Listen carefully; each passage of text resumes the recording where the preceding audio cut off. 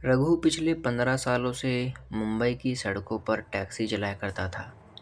शहर बदल गया, गाड़ियां बदल गई, यहाँ तक कि लोग भी बदल गए, लेकिन रघु की किस्मत नहीं बदली। वह आज भी वही पुरानी टैक्सी चलाता था, जिसे वह प्यार से रानी कहता था। रघु का मानना था कि रात की खामोशी में ये शहर अपनी असली शक्ल दिखाता है। उस रात बारिश बहुत तेज थी। आसमान से गिरती बूंदें टैक्सी की छत पर ऐसे बज रही थी जैसे कोई उंगलियों से पत्थर मार रहा हो। रघु का मन घर जाने को था, पर जेब खाली थी।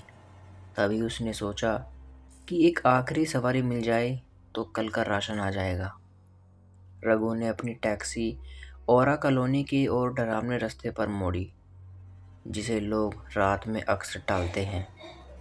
सड़क के दोनों तरफ ऊंचे ऊंचे पेड़ ऐसे लग रहे थे जैसे कोई दैत्य हाथ फैलाकर खड़ा हो। अचानक उसकी हेडलाइट की रोशनी एक सफ़ेद साए पर पड़ी।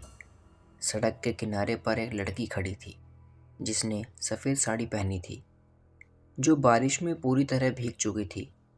उसके हाथ में एक छोटा सा काले रंग का पुराना सूटकेस था। रघु ने ब्रेक मारा, क्योंकि रास्ता सुनसान था। उसे डर तो लगा, पर सवारी छोड़ने की हिम्मत नहीं की। रघु ने शीशा नीचे करके पूछा, कहाँ जाना है मेम साहब? लड़की ने कोई जवाब नहीं दिया।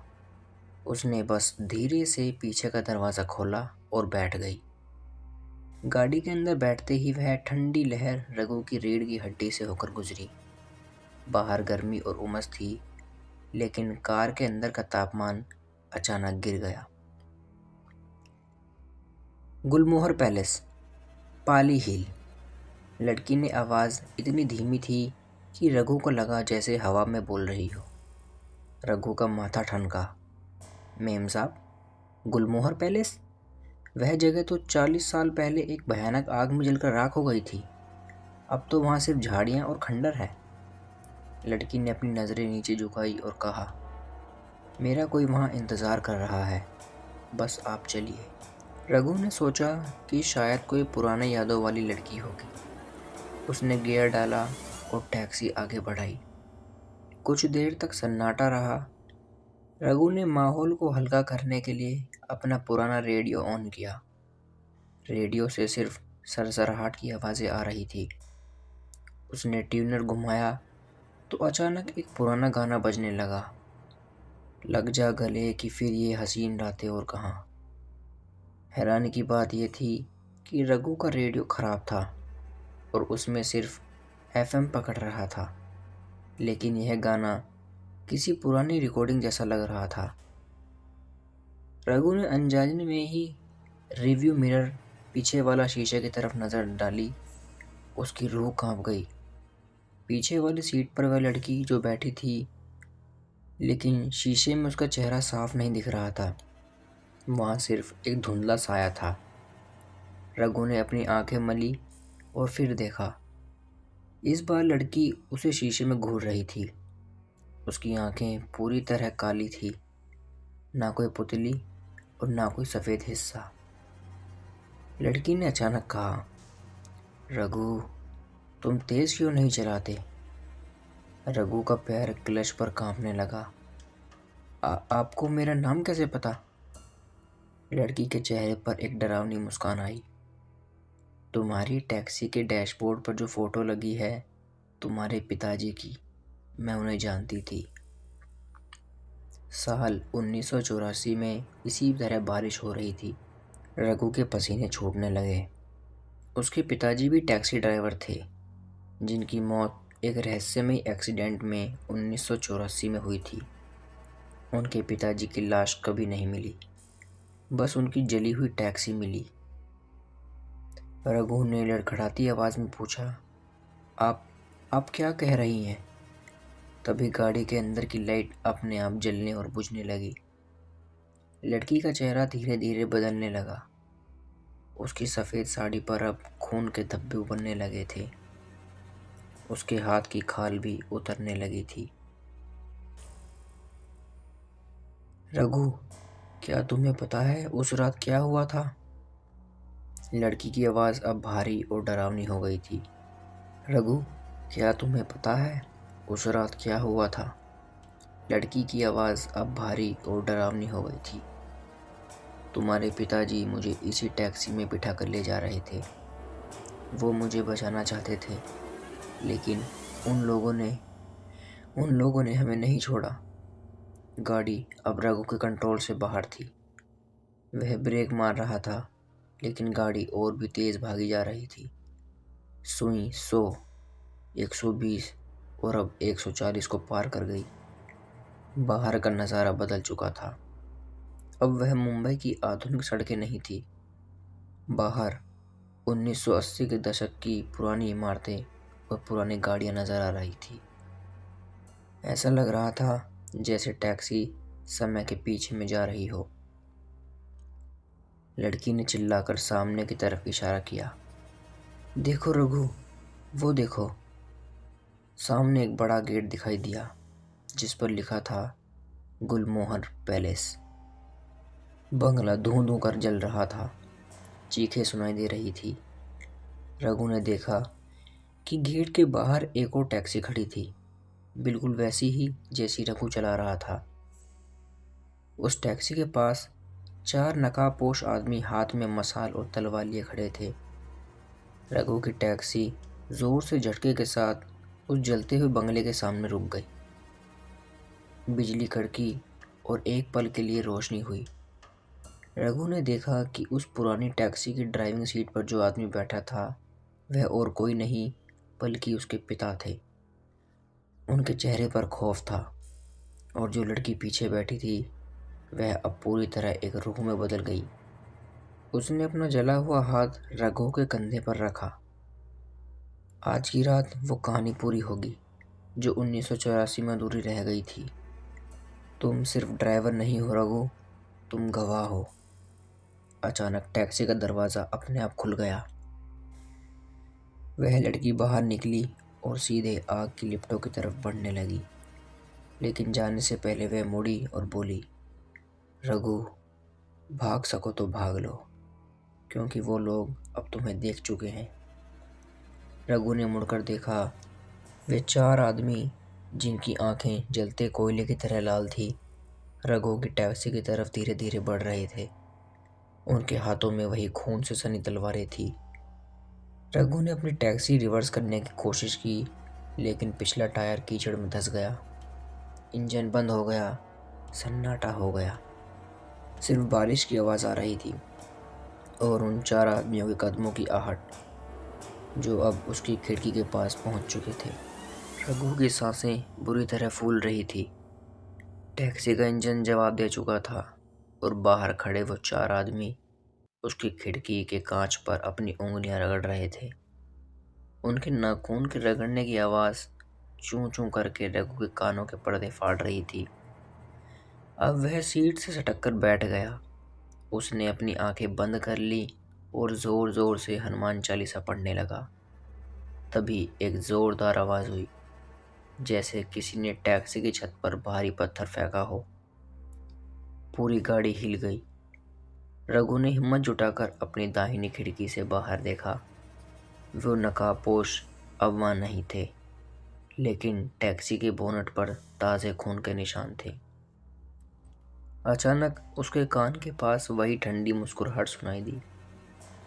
वो तुम्हें मार देंगे रघु, जैसे उन्होंने मेरे खानदान को मारा था।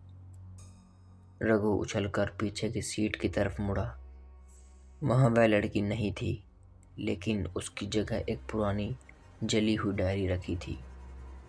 रघु ने पन्ने बारिश की बूंद से नहीं, बल्कि खून के धब्बों से गीले थे। रघु ने कांपते हाथों से वह डायरी उठाई। जैसे ही उसने पहला पन्ना पलटा, उसे अपनी तस्वीर दिखाई दी, लेकिन वह तस्वीर पुरानी थी, साल 1984 की। उस तस्वीर में वो छोटा बच्चा था जो अपने पिताजी की गोद में बैठा था। रघु बड़बड़ाया, ये कैसे मुमकिन है? तभी बाहर का नज़ारा फिर से बदलने लगा। जलता हुआ गुलमोहर पैलेस अब गायब हो चुका था। उसकी जगह वही घना जंगल और आरे कॉलोनी की टूटी फूटी दीवारें थी। लेकिन अब वहाँ एक और चीज़ थी, एक पुरानी जली हुई काली पीली टैक्सी जो सड़क के किनारे गड्ढे में पलटी हुई थी। रघु अपनी गाड़ी से बाहर निकला, चारों तरफ देखा, सन्नाटा था। सिर्फ दूर कहीं एक सियार के रोने की आवाज़ आ रही थी। वह उस पलटी हुई टैक्सी के करीब गया। हेडलाइट की रोशनी में उसने देखा कि उस टैक्सी का नंबर वही था जो आज उसकी अपनी टैक्सी का है, MRT 1984। जैसे ही वह उस जली हुई गाड़ी के पास पहुंचा, उसे टैक्सी के अंदर से किसी के कराहने की आवाज़ सुनाई दी। बचाओ, मुझे बचाओ। रघु ने झुककर अंदर देखा। वहाँ एक आदमी फंसा हुआ था। उसका चेहरा आधा जल चुका था और वह अपनी खाकी वर्दी पहनी थी जो रघु के पिताजी पहना करते थे। रघु के पैरों तले से ज़मीन खिसक गई। उसने चीख कर कहा, बाबूजी। वह आदमी धीरे से मुड़ा। उसके घावों से मवाद और खून रिस रहा था। उसने रघु का हाथ पकड़ा। उसका हाथ बर्फ से भी ज़्यादा ठंडा था। रघु, बेटा तू यहाँ क्यों आया? तुझे यहाँ नहीं आना चाहिए था। वो लोग अभी यहीं हैं।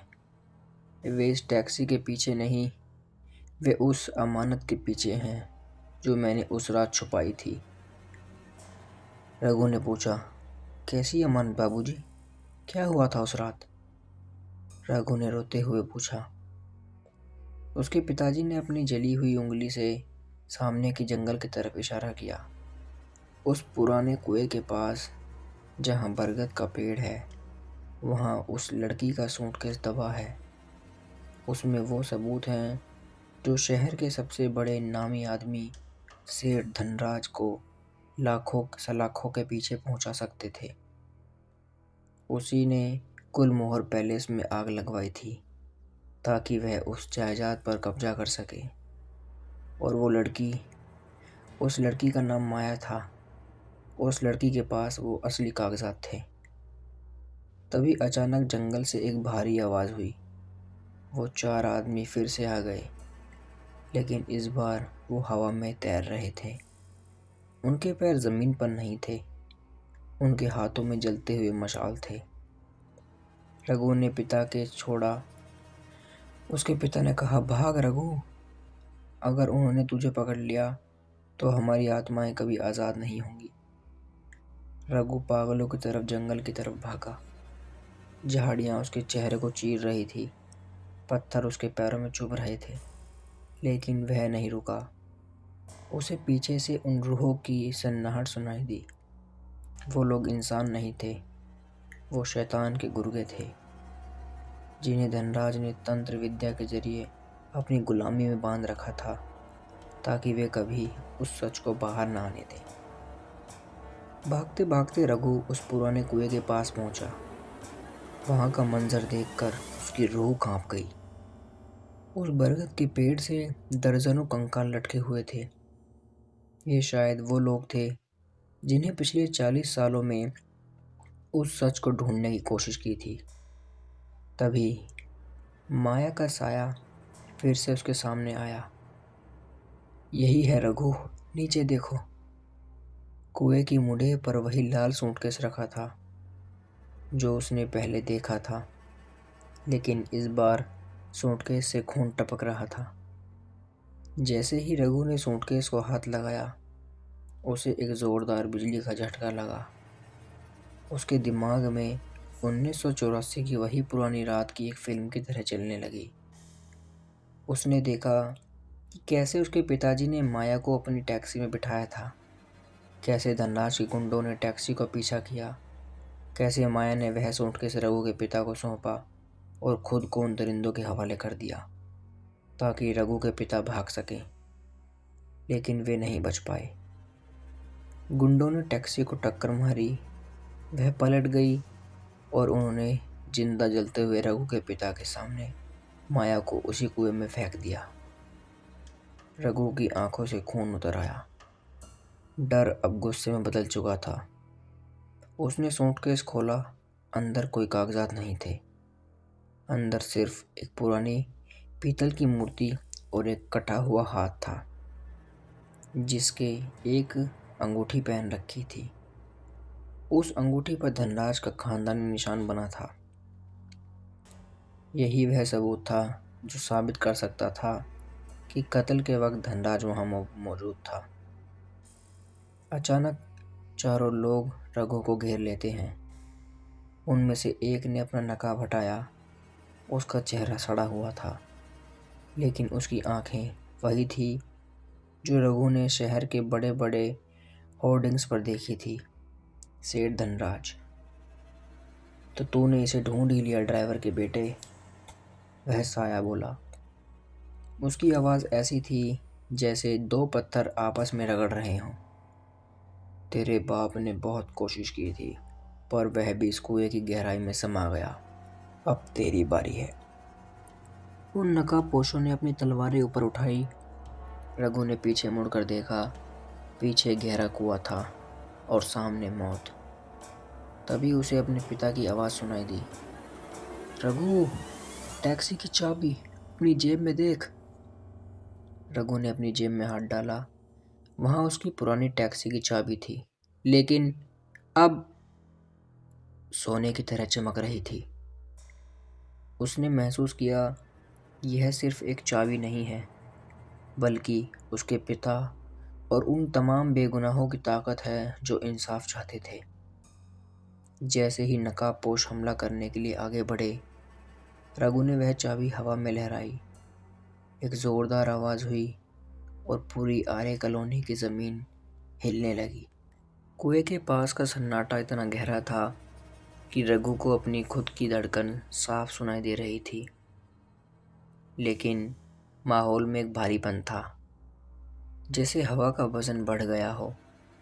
वो चार साए हिले नहीं, बस खड़े रहे।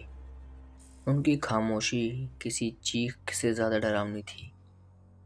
सेठ धनराज का वह सड़ा हुआ चेहरा जो रघु को देख रहा था, धीरे धीरे धुंधला होने लगा।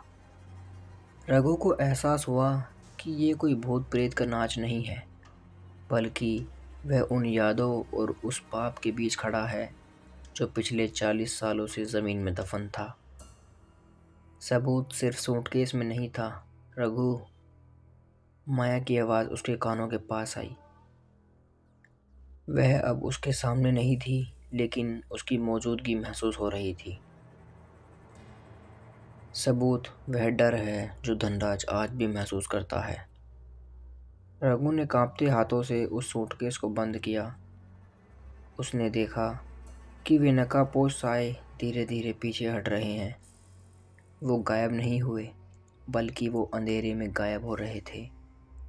जैसे जैसे रघु को डर कम हो रहा था, उनकी ताकत भी कम होती जा रही थी।